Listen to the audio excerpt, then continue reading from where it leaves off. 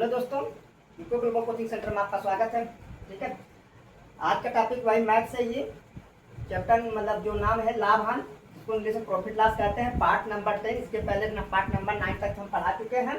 ठीक है, अब टाइप नंबर देखिए, जो भी चैप्टर होता है टाइप नंबर वाइज करके क्वेश्चन जो पूछे जाते हैं, सबसे बेस्ट तरीका होता है कि मतलब कितने टाइप के क्वेश्चन किस तरीके से पूछे जाता है ये तो पता चल जाता है। तो वो अच्छे से नहीं, आप उस बेस को पकड़ कर नहीं आप कोई भी सब मतलब मैथ में जो चैप्टर रहेगा उसको बेस पे आप बहुत फास्ट लगाएंगे। ठीक है, तो टाइप नंबर 9 में ठीक इसके पहले 8 प्रकार के क्वेश्चन हो चुकी हैं। तो अब इसमें टाइप नंबर 9 में क्या है ये देखिए। वस्तु के मूल्य में प्रतिशत वृद्धि या कमी होने पर वस्तु की कुछ मात्रा कम या अधिक मिलता है। इसमें कहने का मतलब ये है, अगर मान लीजिए हम कोई भी वस्तु खरीदने जाते हैं, परसेंटेज के बेस पे यदि उसमें वृद्धि हो जाए या कमी हो जाए, अगर वृद्धि हुआ तो हम कोई भी चीज़ जैसे महंगाई आने पे हम कोई चीज़ कम खरीदेंगे, अगर सस्ता होने पे कमी होने पे किसी भी वस्तु का दाम कम होता है तो हम ज़्यादा खरीदेंगे। तो वहाँ यही कहने का भाव, जब वस्तु के मूल्य में वृद्धि या कमी होने पर कुछ मात्रा कम या अधिक खरीदते हैं। तो कैसे ये लगाया जाता है, इस प्रकार के क्वेश्चन आते हैं। पहला डाले हैं तो देखते हैं कैसे लगाया जाता है। क्वेश्चन नंबर 1 में चावल के दाम में 25% वृद्धि हो गई। ठीक है, तो चावल के दाम 25% बढ़ गए, जिससे 400 रुपया में हम चावल 10 केजी चावल कम पाए। ठीक है, 400 रुपये में 10 केजी कम चावल मिलता है। तो चावल का नया भाव ज्ञात कीजिए। तो दो तरह के भाव है, एक नया एक पुराना। पहले कितने में मिलता था, अब कितने में मिल रहा है। ठीक है, तो चलते हैं। ठीक है, तो 25% इतना ध्यान देना है, जो परसेंटेज बढ़ा है और जो वस्तु कम या ज्यादा मिला है, इतना अपने दिमाग में कंसेप्ट में बैठा लीजिए। ठीक है, प्रॉपरली रूप से परसेंटेज बढ़ने पर मतलब किसी भी वस्तु का परसेंटेज में चाहे वृद्धि हो चाहे कमी हो। ठीक है, जो वृद्धि या कमी और जो वस्तु चाहे चावल हो, आलू हो, टमाटर हो, मटर हो, कपड़ा हो, एक जो कुछ भी हो दोस्तों। ठीक है, 25% यहाँ बढ़ा और कितना केजी कम मिला, 10 केजी। इसी को पहले परसेंटेज को बराबर कर दीजिए। ठीक है, ये 25% बढ़ने के वजह 10 केजी बेचारे को चावल कम मिलता है। तो ये 25% बराबर 10 केजी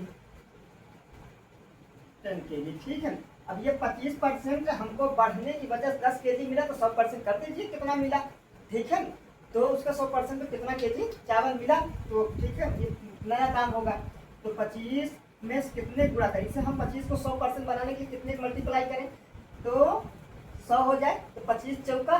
ठीक है, 25 चौका। अब इधर भी अगर इसमें 25 को 4 का गुणा कर रहे हैं तो इसमें में दाया बाया देखिए, सवाल में चाहे फ्रैक्शन वाला सिस्टम हो चाहे बराबर वाला सिस्टम हो। ठीक है, जिस नंबर का मल्टीप्लाई अगर बराबर वाले में जिस नंबर का मल्टीप्लाई या गुणा, मल्टीप्लाई में गुणा, जिस नंबर का गुणा राइट हैंड पे मतलब लेफ्ट तरफ करेंगे, वही नंबर का मल्टीप्लाई राइट तरफ मतलब दाएं तरफ भी करें, दोनों पक्षों में किया जाता है। ठीक है, तो दोनों पक्षों में गुणा करने के लिए देखिए 25 में इधर 4 का गुणा कर रहे हैं, तो इधर 10 में भी 4 का गुणा करेंगे। 25 चौका 100% बराबर दोस्तों ये हमें 40 केजी चावल मिलता है उसे वर्तमान में। ठीक है, महंगा होने पे उसे 40 केजी चावल मिला।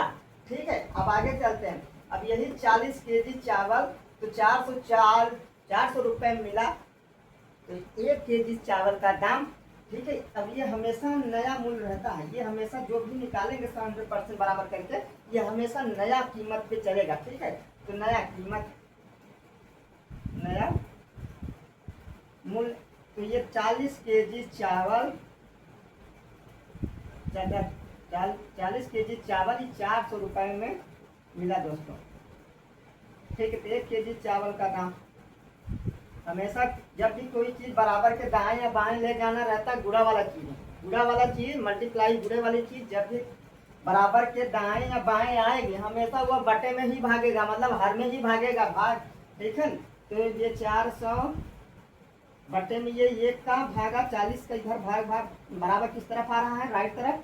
ठीक है, इसे काटेंगे ये 10 बार में जाएगा। ठीक है दोस्तों, 1 केजी का दाम रुपया में उसने 10 रुपया पाया। ये वर्तमान मतलब नया मूल्य है। अगर इसको हम पुराना निकालना चाहें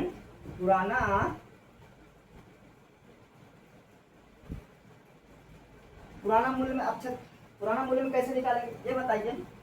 अब इसे हमने जो कीमत निकाला 100% में 40 के जी, ठीक है। तो दाम बढ़ने पर 10 के जी चावल कम मिला ना, है कि नहीं।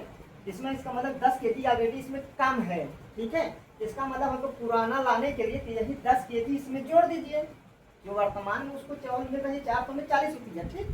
इसका मतलब 10 के जी चावल मिला तो यही कम मिला, तो यही 10 का जोड़ देंगे तो 50 हो जाएगा, नहीं है कि नहीं। तो पुराने में ये 40 हो 10 जोड़ेंगे तो 50 के जी, ठीक है दोस्तों। अब ये 50 के जी यही 400 रुपये में पड़ता था, ठीक। तो 1 के जी बराबर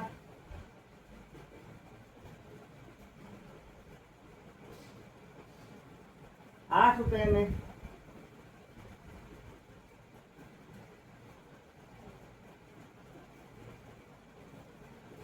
ठीक है।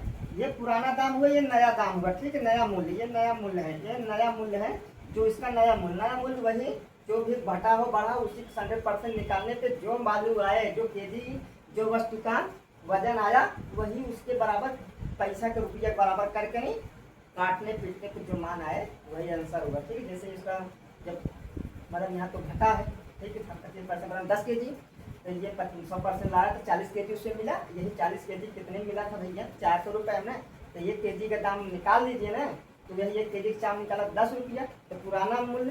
तो ये बताइए 40 के जी बढ़ने की वजह से उससे 40 के जी मिला, तो 10 जोड़ देंगे तो 50 मिलता रहा होगा, है कि नहीं।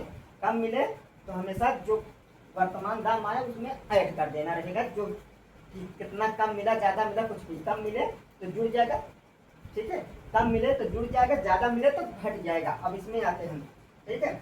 मैदा 10% महंगा हो गया, 10% महंगा होगा, जिससे 440 में 2 के जी मैदा उसे कम मिलने लगा, कम मैदा मिलता है। मैदा का पुराना भाव ज्ञात कीजिए, बस इसी बेस पर कर दीजिए। तो 10% बराबर दोस्तों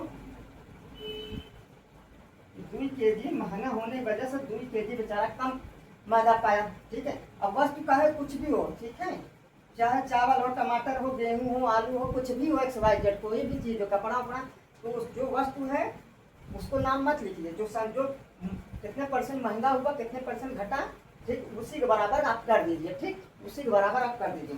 10% के बराबर अब इस 10 को 100 करने के लिए इसमें हम 10 का गुणा इधर करेंगे तो 20 में भी इधर का, ठीक है। अच्छा सॉरी 2 के जी, सॉरी दोस्तों 2 के जी, इस 2 के जी में हम 10 का गुणा करेंगे, ठीक है।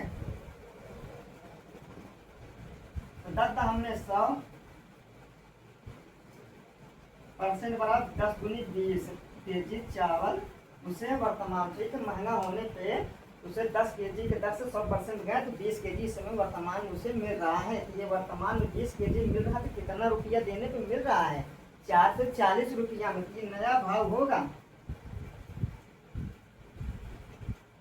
ठीक है। नया भाव 20 के जी बराबर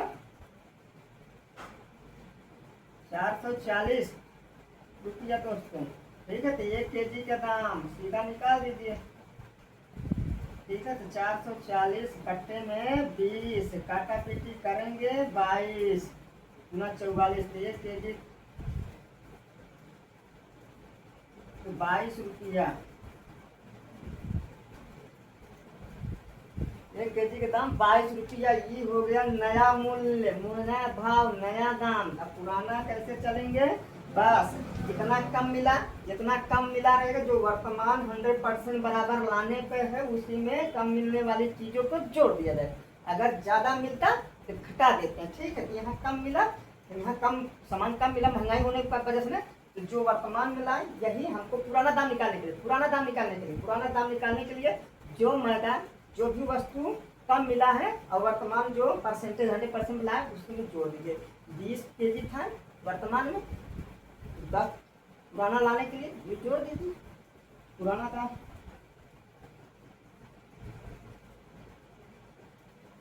तो 20 में जो जोड़ देंगे कितना हो जाएगा पुराना दाम 22, यही 22 के जी 440 में मिल रहा था, ठीक है।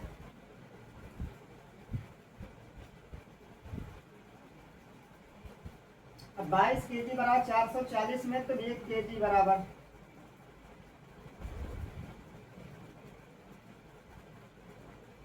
काट दीजिए, ठीक है। 1 के जी बराबर 22 गुना तो 20, ठीक है। तो 1 केजी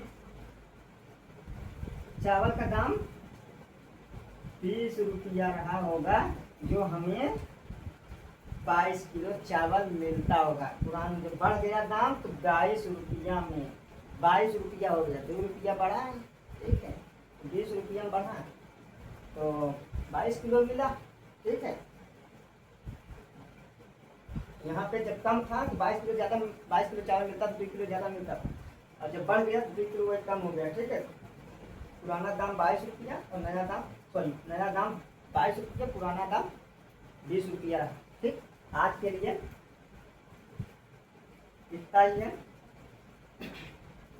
इसमें कुछ रहता नहीं दोस्तों। इस प्रकार के सवालों पे आप कोई भी एक्सरसाइज, कोई भी बुक हो, किसी भी प्रकाशन को हो, आप इस प्रकार के टाइप नंबर 9 के वस्तु के मूल्य वृद्धि या कमी होने पे, ये हमारे हिसाब से सिंपल और सरल तरीका है जो निकालने का, ठीक है। आप इस तरह अगर निकालेंगे, किताब उठा कर देखेंगे और लगाएंगे तो आपको कॉन्फिडेंस लेवल, आत्मविश्वास एकदम हाई लेवल पे होता चला जाएगा। आप बहुत फास्ट दो पार्ट करते चले जाएंगे, ठीक है।